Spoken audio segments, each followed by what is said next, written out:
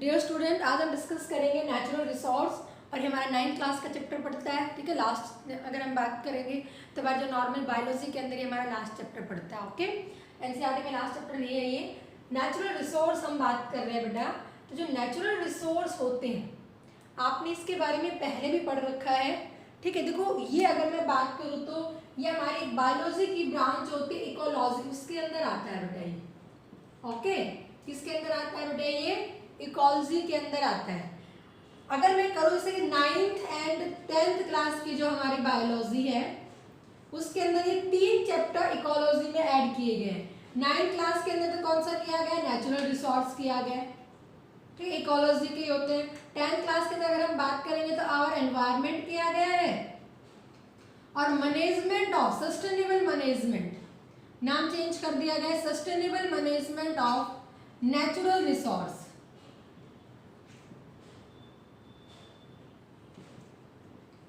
ठीक है, तो ये 3 चैप्टर इकोलॉजी के हैं, एक 9th के अंदर दिया हुआ है, 2 हमारे किसके अंदर दिए हुए हैं? 10th। जो हमारी बायोलॉजी की एक ब्रांच होती है जिसे हम क्या कहते हैं? इकोलॉजी कहते हैं। क्या कहते हैं बेटा? इकोलॉजी कहते हैं।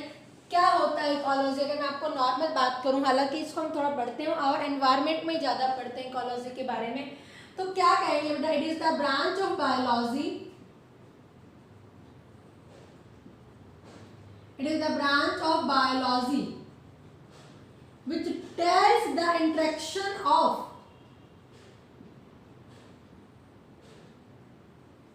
living organism with their environment.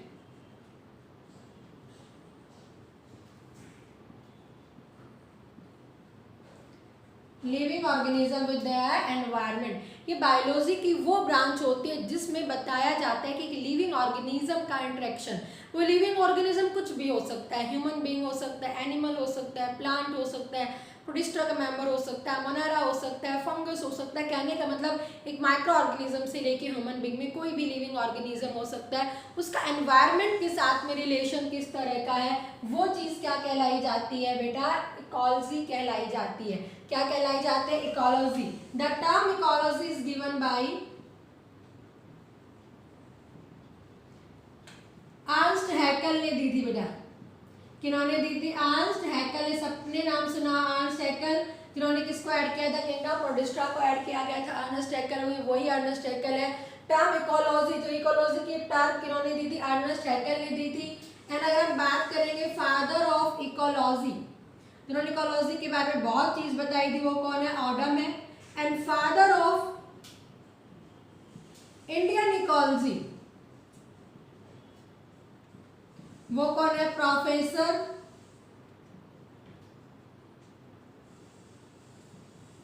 Ramdev Mishra. ठीक है, रामदेव मिश्रा, रामदेव नहीं है वो, रामदेव मिश्रा। ये कौन है बेटा? फादर ऑफ इंडियन इकोलॉजी है। देखो हमने क्या कहा, अभी बात कही, हमें ये चीज़ यहाँ पे, हालांकि इकोलॉजी आप जब हायर क्लासेस में जाओगे 12th क्लास के अंदर तो इकोलॉजी पूरा आता है। वहाँ पे लिविंग ऑर्गेनिज्म इंटरेक्शन, जहाँ म्यूचुअलिज्म के बारे में मैंने आपको सिम्बायोसिस का इंटरेक्शन होगा बेटा, लिविंग ऑर्गेनिज्म का किस तरह से इंटरेक्शन है, ऐसे पैरासिटिज्म, कमेंसलिज्म, आप अलग अलग चीज़ें वहाँ पे हायर क्लासेस के अंदर पढ़ोगे। तो मेरा सिर्फ आपको बताने का ये है कि नेचुरल रिसोर्स हम पढ़ेंगे, यहाँ पे ये चीज़ें हमें कुछ नहीं पढ़नी, लेकिन आपके दिमाग में आना चाहिए भी नेचुरल रिसोर्स। देखो अगर हम बात करेंगे, हमने सबसे पहले सेल पढ़ा बेटा, सेल हमने पढ़ा, तो सेल जो चैप्टर होता है साइटोलॉजी से बिलोंग करता है। आप हायर क्लास जाओगे तो अलग यूनिट मिलेगी साइटोलॉजी। ओके बेटा, ये साइंस जहाँ पे हम सेल के बारे में स्टडी करते हैं। फिर आपने टिश्यू पढ़ा टिश्यू। टिश्यू अगर हम बात करेंगे तो हमने क्या कहा? प्लांट के अंदर प्लांट का मॉर्फोलॉजी है, ठीक है, तो प्लांट के एनाटॉमी एंड मॉर्फोलॉजी का अलग टॉपिक आता है, वहाँ पे हम पढ़ेंगे। एनिमल टिश्यू हमने पढ़ा था, एनिमल एनाटॉमी आती है, उसमें एंडोनल स्ट्रक्चर हम बात करेंगे। ओके बेटा, उसके बाद आप लोगों ने क्या पढ़ा? डाइवर्सिटी पढ़ा, तो डाइवर्सिटी पूरी एक अलग यूनिट चली जाती है। फिर आपने क्या पढ़ोगे? Why do we fall ill, तो डिजीज, ह्यूमन एंड हेल्थ करके जो पूरा यूनिट, इसके अंदर अलग अलग चीज़ें पढ़ते हैं। और लास्ट में हम क्या पढ़ रहे हैं? इकोलॉजी पढ़ रहे थे। ये सारी चीज़ें इकोलॉजी से बिलोंग करती है बेटा। ठीक है, नेचुरल रिसोर्स जब चैप्टर पढ़ रहे हैं इकोलॉजी, तो हमने क्या कहा? इंटरेक्शन होगा लिविंग ऑर्गेनिज्म का देयर एनवायरनमेंट। अब काफ़ी बच्चों को एनवायरनमेंट क्या होता है क्वेश्चन हमारे पास आता है, एनवायरनमेंट क्या होता है? एनवायरनमेंट का मतलब बहुत बच्चे अभी भी इसको क्या करते हैं? एयर सराउंड अस, एटमॉस्फेयर होता है। एटमॉस्फेयर और एनवायरनमेंट में दिन रात का फर्क होता है। जैसे आपको मैं सीधा से एग्जांपल बताऊं भाई, क्या एग्जाम्पल बताऊं, जैसे कि आप कहते हैं ना मैंने आपको कोई होमवर्क दिया करने के लिए, आपने क्या कहा कि मुझे घर पे पढ़ने का माहौल नहीं मिला, तो माहौल जिसे हम नाम दे रहे हैं वो चीज़ क्या कहलाई जाती है, एनवायरनमेंट कहलाई जाती है। वो लिविंग भी हो सकता है और नॉन लिविंग भी हो सकता है। भाई मैं आपको सीधी सी एक बात कहूँ, मैंने आपको क्या कहा पढ़ने के लिए, मैंने आपको होमवर्क दिया याद करने के लिए, कुछ बच्चे कर लाए कुछ बच्चे नहीं करके लाए, कुछ बच्चे नहीं करके लाए, जो बच्चे नहीं करके लाए उन्होंने मुझे क्या कहा कि मैडम हमारे घर पर क्या नहीं आई थी, लाइट नहीं आई थी, तो लाइट में रात को पढ़ना शुरू किया, जैसे मैं पढ़ना शुरू किया तो लाइट चले गई, इन्वर्टर में वाला एक तरह से उसने लाइट, तो एक नॉन लिविंग फैक्टर हो गया। एक बच्चे ने एक्सक्यूज दिया कि मेरे घर में कोई रिलेटिव आ गया था, कौन आ गया था, कोई रिलेटिव जिसके कारण मैं नहीं पढ़ पाया, तो जो रिलेटिव मैंने लिविंग ऑर्गेनिज्म हो गया। एनवायरनमेंट में लिविंग और नॉन लिविंग दोनों कंपोनेंट होते हैं जो एक लिविंग ऑर्गेनिज्म को अफेक्ट करते हैं। तो अगर हम बात करेंगे तो क्या कहेंगे, the biotic and abiotic component, the biotic and abiotic component which affect the living organism, जो लिविंग ऑर्गेनिज्म को क्या करते हैं, अफेक्ट करते हैं, उन्हें हम क्या कहते हैं, एनवायरनमेंट कहते हैं। क्या कहते हैं बेटा, एनवायरनमेंट कहते हैं। सॉरी बेटा कुछ काम हो गया था। एनवायरनमेंट हम क्या कहेंगे, the biotic and abiotic component which affect the living organism, वो एक लिविंग ऑर्गेनिज्म को अफेक्ट करता है, उसे हम क्या कहते हैं, एनवायरनमेंट कहेंगे। आगे मेरी बात समझ में क्लियर है सारे बच्चों को, तो खाली समझाने के लिए बताया है मैंने, इससे अभी आपका कोई सिलेबस से लेना देना नहीं है, ठीक है, क्लियर है। हमारा जो मेन टॉपिक आता है वो क्या आता है, नेचुरल रिसोर्स आता है बेटा, क्या आता है, नेचुरल रिसोर्स। तो आपको सबको पता है रिसोर्स का मतलब क्या होता है, आप लोगों ने जो चैप्टर होता है वो मोस्टली ज्योग्राफी से भी रिलेट करता है बेटा। मैं आपको बताऊंगी, आपने थोड़ा बहुत पढ़ रखा है, इसमें आप पढ़ोगे, छोटे क्लासेस के अंदर भी पढ़ रखा है। देखो अगर इस चैप्टर के बारे में मैं ब्रीफ में बताऊं तो आपको क्या क्या चीज़ें पढ़नी है, और छोटे क्लासेस में पढ़ के भी आ चुकी है और आप ये ज्योग्राफी में भी पढ़ोगे। रिसोर्सेज क्या होते हैं, इसके टाइप्स क्या होगी, नेचुरल रिसोर्स क्या है, इसकी टाइप्स क्या होगी, एग्जॉस्टिबल। उसके बाद हम उसके अर्थ के अलग अलग लेयर्स पढ़ते हैं, एटमॉस्फेयर, हाइड्रोस्फीयर, लिथोस्फीयर पढ़ते हैं। उसके बाद अगर हम बात करेंगे तो बेटा हम विंड क्या है, एयर कैसे चलती है, मूवमेंट ऑफ एयर, विंड जिसे हम कहेंगे किस तरह से चलती है, बादल कैसे बनते हैं, बारिश कैसे होती है, ठीक है। फिर हम पढ़ेंगे एयर पॉल्यूशन क्या होता है, वाटर पॉल्यूशन क्या होता है, सॉइल पॉल्यूशन क्या होता है। उसके बाद हम पढ़ते हैं ग्रीन हाउस इफेक्ट पढ़ते हैं। फिर हम क्या पढ़ते हैं बेटा, इसके बाद में ग्रीन हाउस इफेक्ट के बाद में हम यहाँ पे पढ़ते हैं ओजोन होल, ओजोन डिप्लेशन पढ़ते हैं, और फिर हम क्या पढ़ते हैं, न्यूट्रिएंट साइकिल पढ़ते हैं। तो ये सारे इसके अंदर टॉपिक्स आते हैं, तो आपने इसमें काफ़ी चीज़ें पढ़ रखी हैं। तो रिसोर्स का मतलब क्या होता है, रिसोर्स हम क्या कहते हैं, संसाधन कहते हैं बेटा। क्या कहते हैं, संसाधन, मतलब जिससे ह्यूमन नीड जो है वो फुलफिल होती है, ठीक है, और which fulfil the human need, which fulfil the human need, जो ह्यूमन नीड को पूरा करते हैं उसे हम क्या नाम देते हैं, रिसोर्सेज। और रिसोर्स जो नेचर से मिलेंगे उसे हम क्या नाम देंगे, नेचुरल रिसोर्स कहेंगे। भाई नेचुरल रिसोर्स में अगर नॉर्मली हम डिफाइन अच्छे से डेफिनेशन देनी है तो इसमें बायोटिक और एबायोटिक दोनों चीज़ें आ सकती है। भाई बायोटिक कंपोनेंट भी आ सकता है, भाई रिसोर्स में प्लांट भी, हमें प्लांट से भी मिलता है, एनिमल से भी मिलता है, जो हमारी नीड को पूरा करे, तो बायोटिक कंपोनेंट भी हो गया, एबायोटिक कंपोनेंट भी हो गया, एयर भी हो गया, भाई वाटर भी हो गया, सॉइल भी हो गए। तो ये हमारे पास कैसे कंपोनेंट हो जाएंगे, नॉन लिविंग। तो इसकी एग्जैक्ट डेफिनेशन होगी, किस तरह से डिफाइन करेंगे, the biotic and abiotic components of nature which fulfill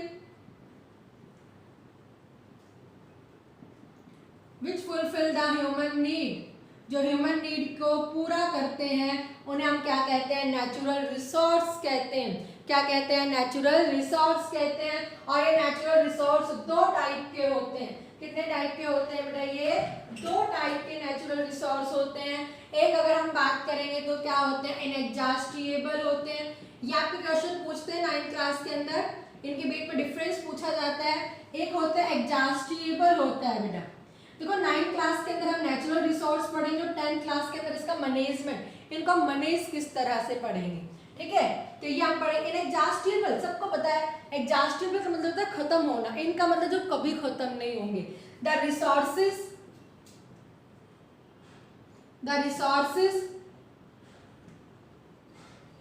which cannot be exhausted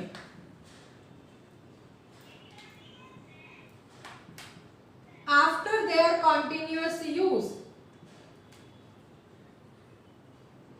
after their continuous use, continuous use के बाद भी वो कभी भी खत्म नहीं होते हैं, उन्हें हम क्या कहेंगे, इनएग्जॉस्टिबल कहेंगे।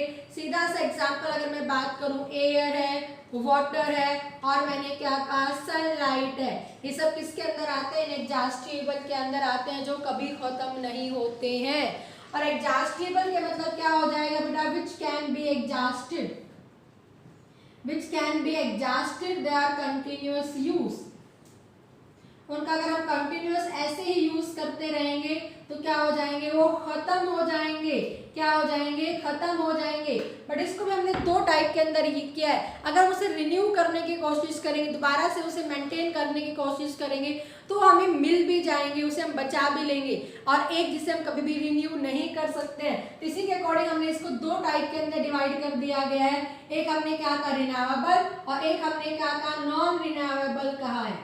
क्या कहा है, नॉन रिन्यूएबल। रिन्यू जिसे हम क्या कर सकते हैं, रिन्यू कर सकते हैं, उन्हें हमने क्या कहेंगे, रिन्यूएबल। जिसे हम रिन्यू नहीं कर सकते उसे हम क्या कहेंगे, नॉन रिन्यूएबल। या तो इसको एक लिमिट यूज के अंदर इसे हम प्लांट के दोबारा से कंजर्व करके क्या कर सकते हैं, रिन्यू कर सकते हैं। तो इसके अंदर हमारे पास में क्या आता है, सॉइल है, फॉरेस्ट, ये सब किसके अंदर आता है, रिन्यूएबल के अंदर। और नॉन रिन्यूएबल के अंदर क्या आते हैं, फॉसिल फ्यूल्स, क्योंकि सबको पता है भी फॉसिल फ्यूल्स कभी भी रिन्यू नहीं किए जा सकते, क्योंकि इसके बनने में मिलियंस ईयर का टाइम लगता है, लाखों साल का टाइम लगता है, लगता है नहीं लगता है ना बेटा, इसलिए ये नॉन रिन्यूएबल हो जाएंगे।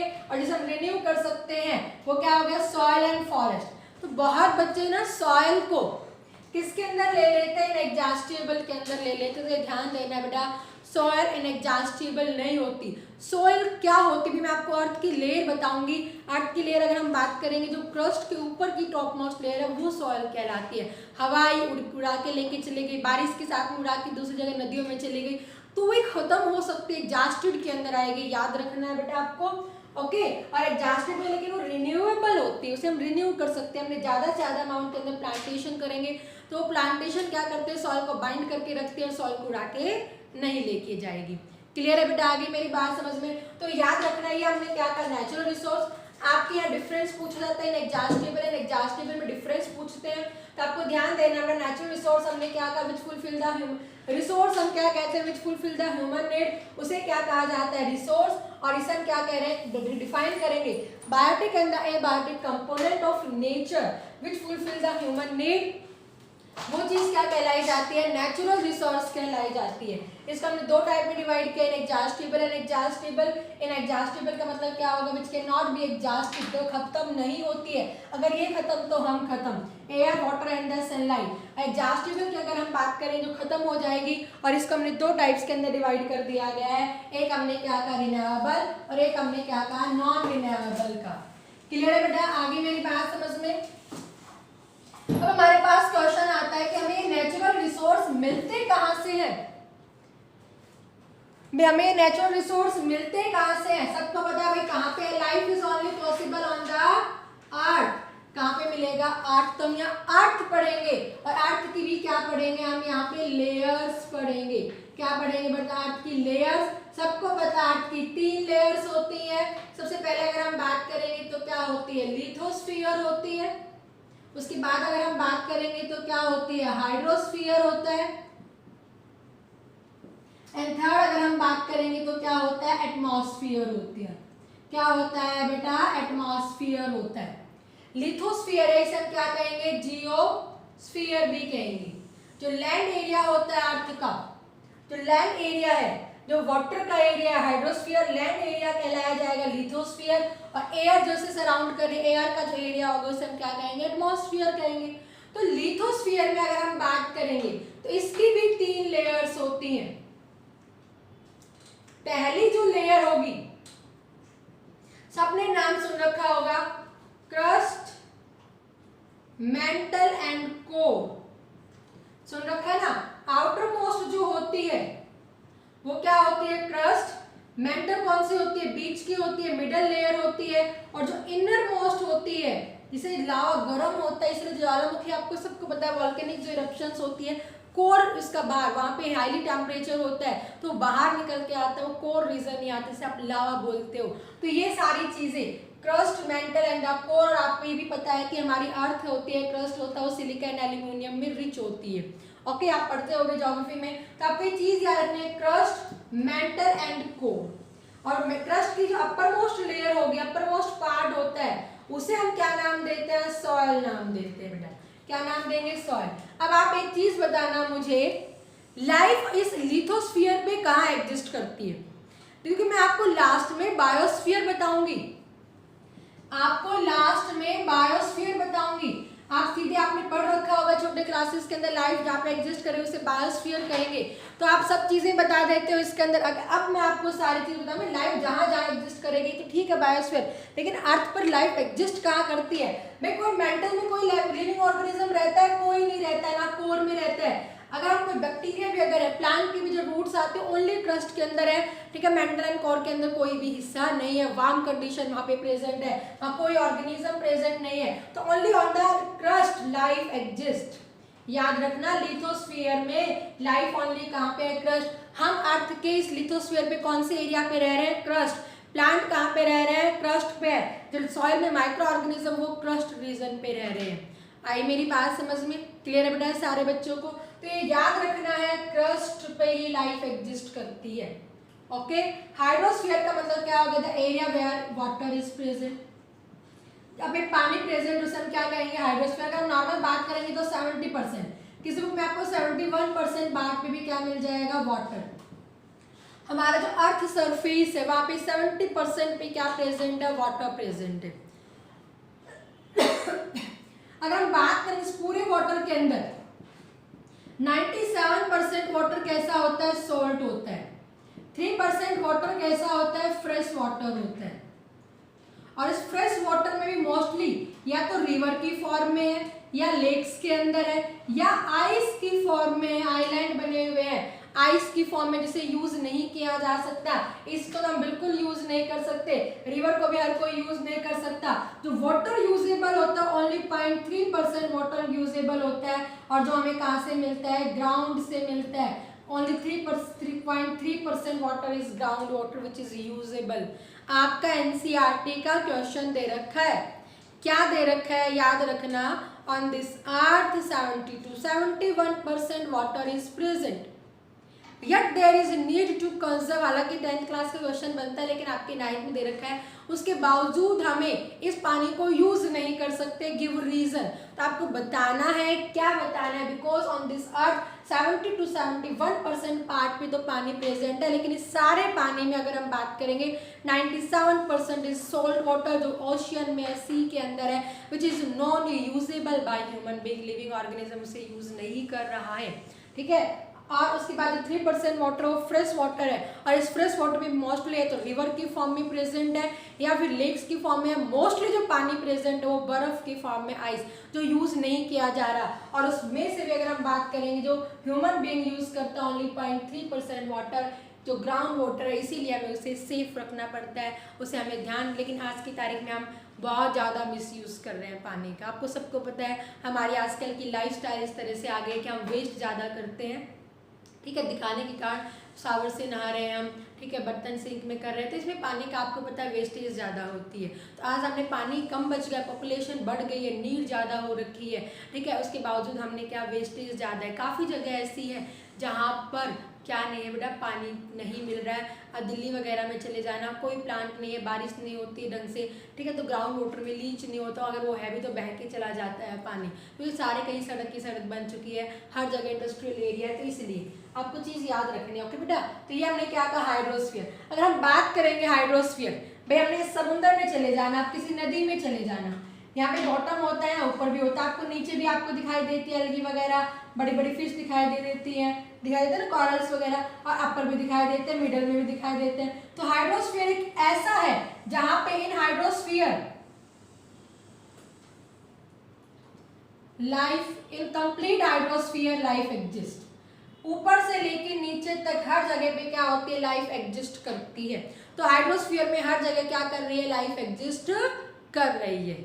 क्लियर है बेटा? इतने मेरी बात समझ में आ गई? नेक्स्ट हमारे पास में आता है एटमॉस्फेयर।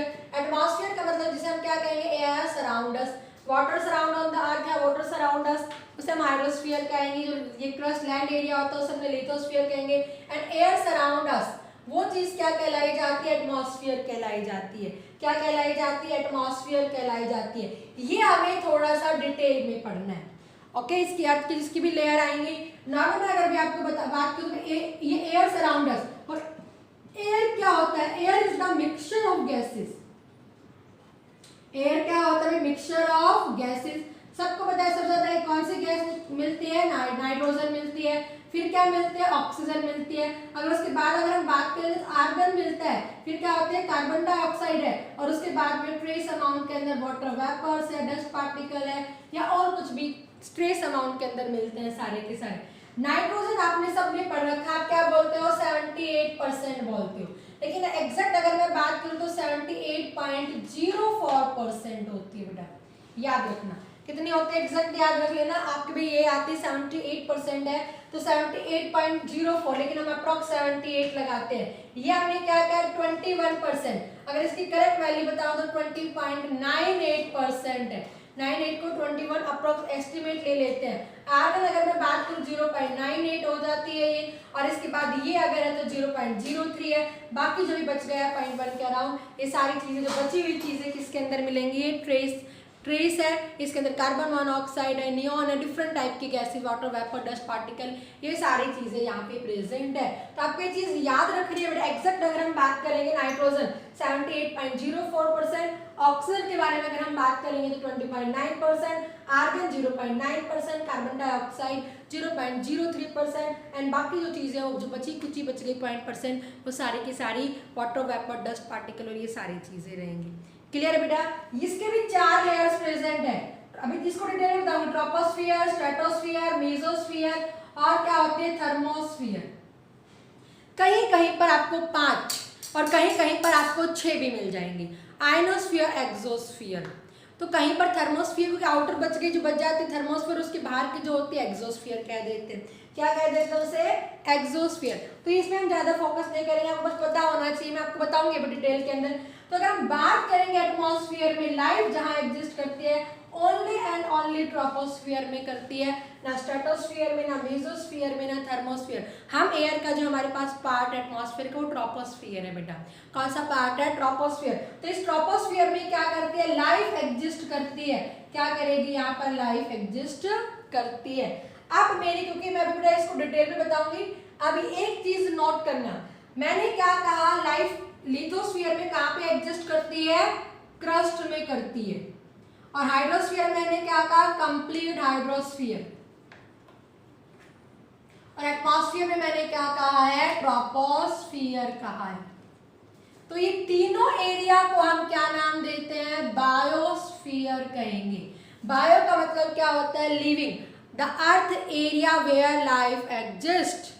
ठीक है, तो हमने बायोस्फीयर को किस तरह से डिफाइन करेंगे, द एरिया ऑफ अर्थ। ध्यान देना, अभी तक आप जो पढ़ते आ रहे थे, ये जो मैं बता रही बिल्कुल ठीक है, where life exist, where life exist, जहां पे लाइफ एग्जिस्ट करेगी वो क्या कहलाया जाएगा, बायोस्फीयर। तो बायोस्फीयर में कंप्लीट लिथोस्फीयर नहीं आता है, ओनली क्या आएगा, क्रस्ट आएगा, और हाइड्रोस्फीयर क्या आता है बेटा, कंप्लीट हाइड्रोस्फीयर आता है, और एटमॉस्फेयर में ओनली क्या आएगा, ट्रोपोस्फियर आएगा। क्या आएगा, ट्रोपोस्फियर आएगा। तो ये हमने क्या बात की है बेटा, बायोस्फियर। तो the surface of the earth where, या area of the earth where life exist, वो चीज क्या कहलाई जाएगी, बायोस्फियर। आगे बेटा मेरी बात समझ में क्लियर है सारे बच्चों को। तो अब मैं थोड़ा सा आपको एटमॉस्फियर करवा देती हूँ। क्या करवा रहे हैं बेटा, हम आपको यहाँ पर एटमॉस्फियर करवा रहे हैं।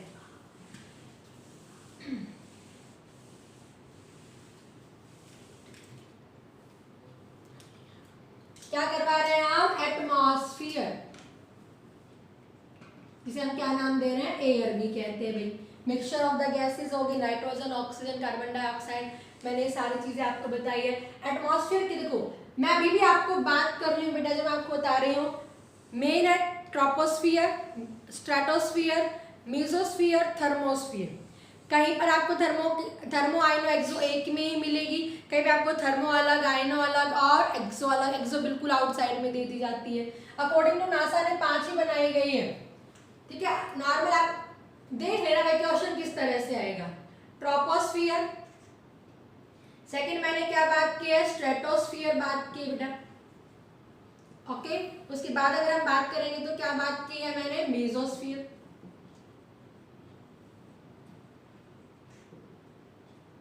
आपने पढ़ भी रखा होगा। फिर अगर मैं बात करूंगी तो थर्मोस्फियर,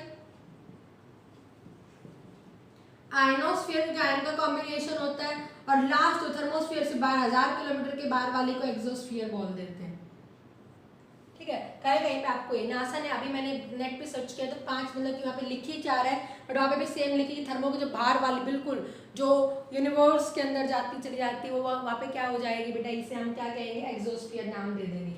मेन आपको फोकस रखना है ट्रोपोस्ट्रेटो, और यहाँ पे ट्रोपोस्फियर कहाँ, अगर मैं इसकी बात करूं अर्थ सरफेस से डिस्टेंस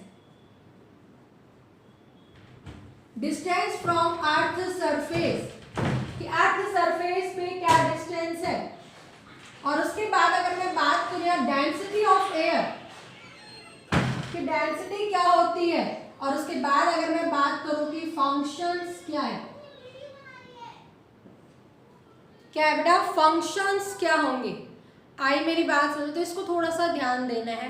फंक्शन का मतलब ये नहीं कि कुछ क्या काम कर रही है, एक चीज नोट कर लेना है, ट्रोपोस्फियर आपने सबने पढ़ रखा है कि देखो जैसे जैसे हम ऊपर की तरफ जाते हैं, अभी मैं आपको चीज, ऑक्सीजन हमारे यहाँ पर भी 21% है, थर्मोस्फियर में भी चले जाएंगे तो 21% है, लेकिन आपने सबने एक चीज सुन रखी होगी कि जैसे जैसे हम ऊपर की तरफ जा रहे हैं तो आपको सांस लेने में दिक्कत हो जाती है। दिक्कत क्यों होती है, ऑक्सीजन कम नहीं हुई है, ऑक्सीजन सेम वही 21% है, बट ऑक्सीजन के मॉलिक्यूल दूर दूर चले गए हैं, ऑक्सीजन के मॉलिक्यूल डेंसिटी कम होती हुई चली गई है। आपको सबको बताया, आप केमिस्ट्री में पढ़ते हो, डेंसिटी का ज़्यादा होना मतलब मॉलिक्यूल पास में होना, डेंसिटी कम होना मतलब मॉलिक्यूल से दूर होना। तो जैसे जैसे हम हाई लेवल पे जा रहे हैं तो ऑक्सीजन मॉलिक्यूल कम हो गए, यानी कि कंसंट्रेशन कम हो गई है, मॉलिक्यूल्स क्या हो गए बेटा, कम हो गए। तो ये चीज़ याद रखनी है। ट्रोपोस्फीयर में अगर बात करूँ अर्थ सरफेस से 11 किलोमीटर, और यही चीज़ आपको कहीं कहीं पे 14.5 किलोमीटर तक भी मिल जाएगी। तो अगर हम नॉर्मल बात करेंगे तो 11 to 14.5, 15 भी मिल जाएगी, अलग अलग में आपको अलग अलग दी हुई है। तो इसीलिए आपको मोस्टली ज़्यादा ट्रोपोस्फियर अर्थ सरफेस से बात करें 11 से 12, 16 इस तरह मिल जाती है, तो थोड़ा सा याद रखना है, ये नॉट डजंट इम्पोर्टेंट। अगर हम बात करें अप टू 50 किलोमीटर तक अर्थ सरफेस से हम काउंट करें, ये नहीं कि यहाँ से मैंने ट्रोपोस्फियर कर दिया और इसके बाद 50 किलोमीटर, नहीं, ठीक है। यहाँ से मैंने क्या कहा 50 किलोमीटर, अगर ये बात करूँगी तो 80 किलोमीटर टू 100 किलोमीटर तक, 95 और अबव 100 किलोमीटर, यही सारी चीज़ें प्रेजेंट है। और एग्जॉस्ट पे बिल्कुल लास्ट में कहते हैं कि 1000 किलोमीटर से अबव मिल जाएगा, जो बोला गया नासा ने। बाकी हम इसमें सबको एक जो अबव 100 होगा वो थर्मोस्फीयर ही होगा। ओके बेटा, क्लियर है सारे बच्चों को। तो आपको नॉर्मल याद रखने में 11 से कितनी ट्रोपोस्फियर, ये स्ट्रेटोस्फियर, ये मेसोस्फियर अप्रॉक्स में यहाँ पे है। डेंसिटी यहाँ पे सबसे ज्यादा हाई है, यहाँ पे लो हो गई है, यहाँ पे वेरी लो हो गई है, और यहाँ पे लिस्ट है बिल्कुल ही कम है, पुअर है। ये देखो ट्रोपो, आप मैंने क्या कहा भाई, लाइफ यही एग्जिस्ट करती है ट्रोपोस्फियर में। लाइफ मतलब तो फ्लाइंग ऑफ द बर्ड्स यही ट्रोपोस्फियर में उड़ता है। हम सीड को डिस्पर्स करेंगे, क्वेश्चन यही आएगा आपका, dispersal of seed, cloud formation, बादल बनते हैं ट्रोपोस्फियर में बनते हैं, लाइटनिंग होती है, थंडरिंग होती है, एरोप्लेन जो उड़ाए जाते हैं वो सब किसके अंदर आते हैं, ट्रोपोस्फियर में। देखो बेटा, अगर मैं आपको बात करूं एरोप्लेन जो नॉर्मली हमारे, तो इसीलिए तो आप अभी एरोप्लेन में कभी आपने ट्रेवल किया है तो ऑक्सीजन मास्क लगाते हैं, जैसे हम ऊपर जा रहे हैं तो ऑक्सीजन का डेंसिटी लेवल कम होता हुआ चला जा रहा है, ठीक है, तो सांस लेने में दिक्कत आती है, तो वहाँ पे ऑक्सीजन मास्क को लगाया जाता है, तो हम ट्रोपोस्फियर में टॉप पर जाते हैं। देखिए, ये तो हमने कौन से कहा बेटा, हमने नॉर्मल एरोप्लेन जो पैसेंजर एरोप्लेन होते हैं, एक होते हैं स्पाइस जेट वगैरह होते हैं, आपको सबको पता है नहीं, जैसे कि जो मतलब कि आर्मी वगैरह के लिए होते हैं, इस तरह के जो होते हैं वो वाले, ठीक है, जो आर्मी के लिए होते हैं वो स्ट्रेटोस्फियर के लोअर जोन में उगाए किए जाते हैं, ठीक है। जो जेट एरोप्लेन कहेंगे हम इसे, स्पाइस जेट नहीं, जेट एरोप्लेन वगैरह जो होते हैं वो सब किसके अंदर होते हैं, स्ट्रेटोस्फीयर के लो, मतलब जैसे ये स्ट्रेटोस्फीयर है, ये ट्रोपोस्फीयर का एंड है और स्ट्रेटोस्फीयर बिगनिंग है, तो वहां पे तो कभी आपका एरोप्लेन आएगा तो आप हमेशा कहाँ पे लिखोगे, ट्रोपोस्फीयर लिखोगे। आप नेट पे सर्च करना तो आपको दोनों मिल जाएंगे।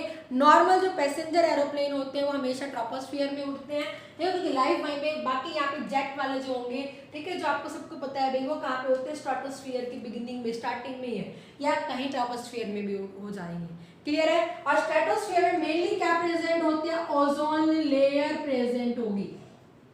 क्या प्रेजेंट होगी, ओजोन लेयर, जो अर्थ सरफेस से 21 किलोमीटर डिस्टेंस पर है। The most important ozone layer कहाँ प्रेजेंट है, 21 kilometre distance about the earth surface है। और ये हमें किससे बचाती है, अल्ट्रावायलेट रेडिएशन से बचाती है। सबको इसके बारे में हम डिटेल में बाद में डिस्कस करेंगे। अल्ट्रावायलेट रेडिएशन से बचाती है। अगर मैं आपको एक बात बताऊं बेटा, ओजोन, तुमसे क्वेश्चन पता है क्या पूछा गया है, ओजोन इज प्रेजेंट इन, एक ऑप्शन आता है ट्रोपोस्फियर, एक ऑप्शन आता है स्ट्रेटोस्फियर, एक ऑप्शन आता है आपका ये मेसोस्फियर, एक आ जाएगा बोथ ए एंड बी। और बहुत बच्चे आपको रट रखा है स्ट्रेटोस्फियर स्ट्रेटोस्फियर। यहाँ ने ओजोन ने अपनी एक लेयर बना दी है, और ओजोन जो मेनली गैस के फॉर्म में है, मॉलिक्यूल्स की फॉर्म में है, वो ट्रोपोस्फियर में भी प्रेजेंट है। बट ट्रोपोस्फियर में जो ओजोन प्रेजेंट रहती है वो पॉइजन रहती है, अगर ज़्यादा में हो जाएगी तो हमें नुकसान करना शुरू कर देती है। तो ये चीज़ नोट करना, अगर आपका आता है ओजोन, नॉर्मल ओजोन लिखा मिलेगा कभी भी तो आप दोनों पे लगाओगे टिक, ट्रोपो और स्ट्रेटो दोनों पे। अगर लेयर की फॉर्म में लिखा होगा तो आप स्ट्रेटोस्फियर पे लगाओगे। क्लियर है बेटा, ये याद रखना है। तो यहाँ पे स्ट्रेटोस्फियर के अंदर क्या प्रेजेंट होती है, ओजोन लेयर प्रेजेंट है जो अल्ट्रावायलेट रेडिएशन से बचाती है। मेसोस्फीयर के अंदर अगर हम बात करेंगे बेटा, तो यहाँ पर जो है, यहाँ पर जो टेम्परेचर थोड़ा कम रहता है हमेशा, ये कॉल्डेस्ट जोन में रहता है। क्या रहता है, कॉल्डेस्ट जोन में रहता है। थर्मोस्फीयर बिल्कुल यहाँ पे एल्टीट्यूड बढ़ता हुआ चला जाता है। दिन के टाइम पे, डे टाइम पे टेम्परेचर यहाँ पे क्या होता है, हाई होता है। वह नाइट टाइम पे टेम्परेचर क्या होता है, यहाँ पर लो, मॉलिक्यूल्स के कारण यहाँ पे प्रेजेंट है। और इस थर्मोस्फीयर के अंदर ही आर्टिफिशियल सैटेलाइट्स, आपने सुना है ना कि आर्टिफिशियल, हमारा टीवी चलता है, आर्टिफिशियल सैटेलाइट्स जो छोड़े जाते हैं वो थर्मोस्फीयर के एक्सोस्फीयर में ही छोड़े जाते हैं। ओके बेटा, क्लियर है सारे बच्चों को। तो ये आपको याद रखना है, क्वेश्चन आपका पूछते हैं, ये क्वेश्चन पूछते हैं in which layer of the atmosphere, ठीक है, थंडरिंग, लाइटनिंग, जहाँ हमारी लाइफ एग्जिस्ट करती है कौन से लेयर में, एरोप्लेन कौन से लेयर के अंदर है, तो आपका आंसर क्या होगा, ट्रोपोस्फियर। ओजोन लेयर आएगा तो आंसर क्या हो जाएगा, स्ट्रेटोस्फियर। अगर ओजोन आ जाएगा तो आपका क्या आ जाएगा, ट्रोपोस्फियर, और किसके अंदर, स्ट्रेटोस्फियर। अगर पॉइजन ओजोन आ गया, पॉइजन ओजोन, तो वहां पे आपका आंसर ट्रोपोस्फियर में, क्योंकि यहाँ पे ओजोन एक लेयर बना लेती है जो हमें बचाती है। ओके, मेसोस्फीयर में कुछ नहीं, जो एस्ट्रॉइड्स है, कॉमेट्स है, आपने कभी देखा है अभी तारा टूटता है, एक्चुअली वो एक स्टार होता है, तो मेसोस्फीयर में आके बर्न खत्म हो जाता है, ठीक है। और थर्मोस्फीयर अगर हम बात करेंगे तो यहाँ पे क्या होता है, आर्टिफिशियल सैटेलाइट्स छोड़े जाते हैं। ओके बेटा, क्लियर है सारे बच्चों को। आई होप आपको ये सारी चीजें समझ में आ गई होगी, ठीक है। तो ये हमने क्या करवाया, एटमॉस्फेयर करवाया है, क्या करवाया है, एटमॉस्फेयर करवा दिया है। अब बिल्कुल लास्ट टॉपिक है एटमॉस्फेयर का, रोल ऑफ एटमॉस्फेयर है, रोल ऑफ एयर आता है, बहुत इंपॉर्टेंट है। यहां से हमारा हर बार एनटीएससी में क्वेश्चन पूछा है। देखो ना, जब नेचुरल रिसोर्स आते तो खाली आप ये क्वेश्चन मत करा ना, एयर पोल्यूशन, वाटर पोल्यूशन और ये पोल्यूशन करके मत रह जाना। आपका रोल ऑफ एयर बहुत ज्यादा इंपॉर्टेंट आता है। एयर क्या करती है, एयर अगर मैं बात करूं तो एयर एक ब्लैंकेट का काम करती है। किसका काम करती है, ब्लैंकेट, ब्लैंकेट जिसे हमें जो बचाने का काम करती है। और आप बता सकते हो, कोई बच्चा मुझे बताए कि एयर बैड कंडक्टर हीट होता है, गुड कंडक्टर ऑफ हीट होता है, क्या होता है, air is the bad conductor of heat. Statement पूछते हैं, air is bad conductor of heat, heat के लिए बैड कंडक्टर होती है, वार्म हो जाती है, गर्मी आती है तो हवा वार्म चलती है, नॉर्मल आती है तो कूल हो जाती है, बैड कंडक्टर ऑफ हीट होती है। ठीक है। एयर क्या करती है, हमें बचाती है। एयर मतलब यहाँ पे ओजोन लेयर भी है जो अल्ट्रावायलेट रेडिएशन से बचाती है। एयर एक ब्लैंकेट का काम करती है, जैसे आपका ब्लैंकेट अभी आपको बचाने का, सर्दी में बचाने का काम कर रहा है इस तरह से, तो सेम एयर भी हमें बचाने का काम कर रही होती है, ठीक है। एयर है इसीलिए हमारा डे टाइम पे टेम्परेचर नॉर्मल रहता है और नाइट टाइम पे टेम्परेचर भी क्या रहेगा, नॉर्मल रहेगा। डे टाइम पे टेम्परेचर इंक्रीज नहीं होने देती है ये ज्यादा, और नाइट टाइम पे ज्यादा डिक्रीज नहीं होने देती है। याद रखना, it maintain the temperature during day as well as night time, दोनों पे टेम्परेचर को मेंटेन करके रखती है। आपका जो एक इंपॉर्टेंट क्वेश्चन आता है वो ध्यान देना कि both moon and earth and moon both are same distance, both are same distance from sun से बिल्कुल सेम डिस्टेंस पर है, सन से बिल्कुल सेम डिस्टेंस पर होते हैं। But life is only possible on earth, life only earth पर है लेकिन मून पर नहीं है भाई। तो हमारा आंसर क्या आ जाएगा, because there is the absence of air, यहाँ पे एयर नहीं है, इसीलिए ऑन द मून, एनसीईआरटी में लिखा हुआ है सारा का सारा, इसीलिए ऑन मून जो डे टाइम टेम्परेचर होता है वो कितना चला जाता है, 110 डिग्री सेल्सियस चला जाता है। हमारी body 50 degree say about tolerate नहीं कर पाती है, कितना हो जाता है, 110 हो जाता है। एंड ड्यूरिंग नाइट टाइम जो होता है वो -190 डिग्री सेल्सियस चला जाता है, जो कितना कम होता है, नोट करो कितना हो गया, -190 डिग्री सेल्सियस। क्या हो गया बेटा, -190 डिग्री सेल्सियस। तो ये चीज आपको याद रखनी है। What is the function of air, air हमें क्या करती है, एज अ ब्लैंकेट का काम करती है। एयर हमें बचाती है, किससे बचाती है बेटा, वार्म कंडीशन से, वेरी कोल्ड चिल्ड कंडीशन से बचाती है, और दिन के टाइम पे टेम्परेचर को बहुत ज्यादा इंक्रीज नहीं होने देती है और रात के टाइम पे डिक्रीज नहीं होने देती है। फिर हमारे पास क्वेश्चन आता है कि earth and moon are same distance from the sun, उसके बावजूद लाइफ कहाँ पे है, टेम्परेचर में इतना डिफरेंस क्यों होता है, बिकॉज अर्थ पे तो एयर प्रेजेंट है बट मून पे एयर प्रेजेंट नहीं है, इसीलिए मून पर दिन का टेम्परेचर 110 डिग्री तक चला जाता है, जो कितना ज्यादा होता है, इमेजिन करो आप, और नाइट टाइम पे -190 डिग्री सेल्सियस चला जाता है। ठीक है बेटा, क्लियर है सारे बच्चों को। तो यहाँ पर आज हमने जो पढ़ा है, हमने बेसिक्स ऑफ नेचुरल रिसोर्स पढ़ा है बेटा। क्या पढ़ा हमने, बेसिक्स ऑफ नेचुरल रिसोर्स पढ़ा है। क्लियर है सारे बच्चों को। तभी एक बार हम फटाफट रिवाइज करेंगे, और जो नेक्स्ट हमारे पास में वीडियो होगा वो हम उसको movement of air, wind, cloud formation, rain formation, ये बेसिक्स है वो हम सारी चीजें करेंगे। तो फटाफट हम बात करेंगे बेटा, आज हमने क्या पढ़ा है, सारे मेरे साथ साथ बोलना, क्या पढ़ा है मैंने, नेचुरल रिसोर्स पढ़ा है। क्या होता है natural resource, the living and non-living component of nature,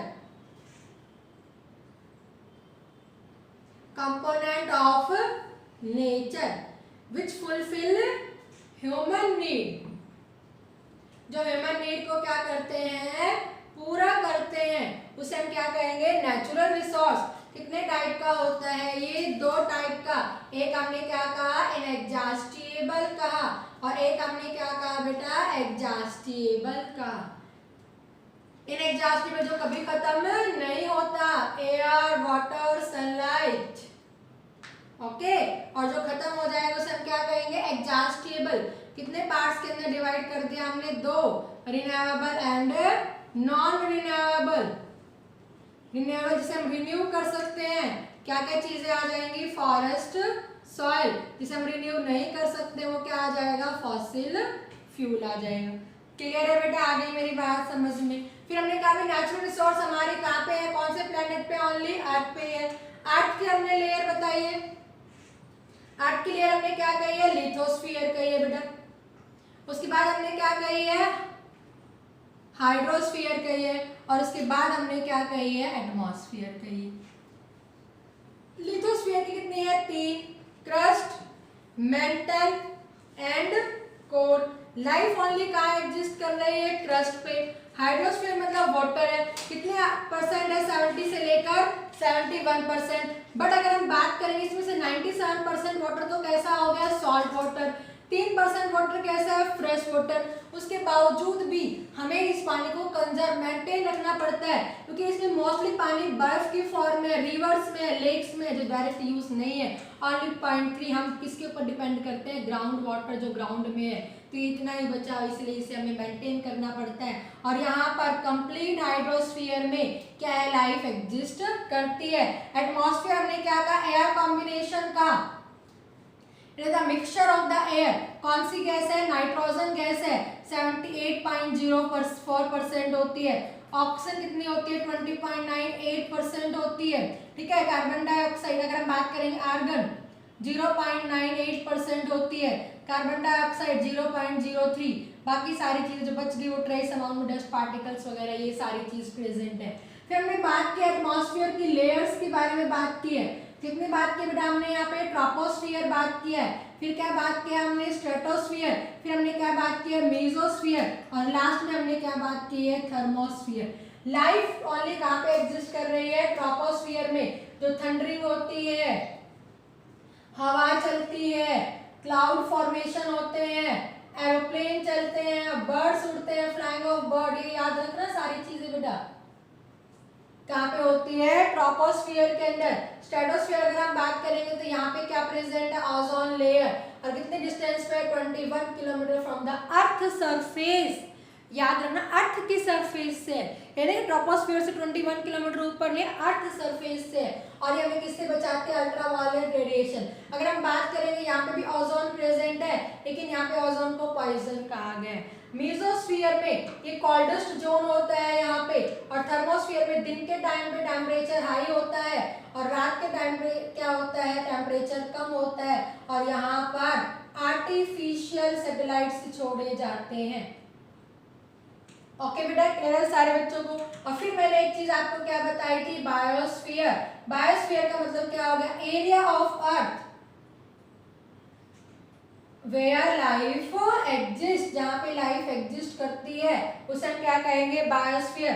तो बायोस्फीयर को अगर हम बात करेंगे तो कहाँ कहाँ पे है, क्रस्ट में, प्लस कंप्लीट, पूरी अर्थ नहीं होती है, कंप्लीट हाइड्रोस्फीयर, और प्लस क्या हो जाएगा, ट्रोपोस्फियर।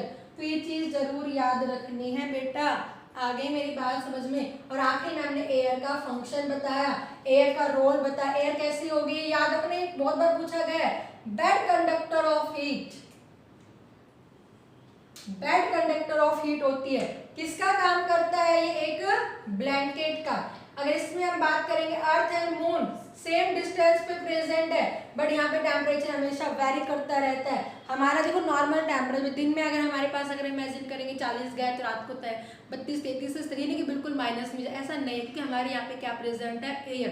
ग्रीन हाउस गैस एक ग्रीन हाउस इफेक्ट बना हुआ होता है, क्या है हम बाद में डिस्कस करेंगे।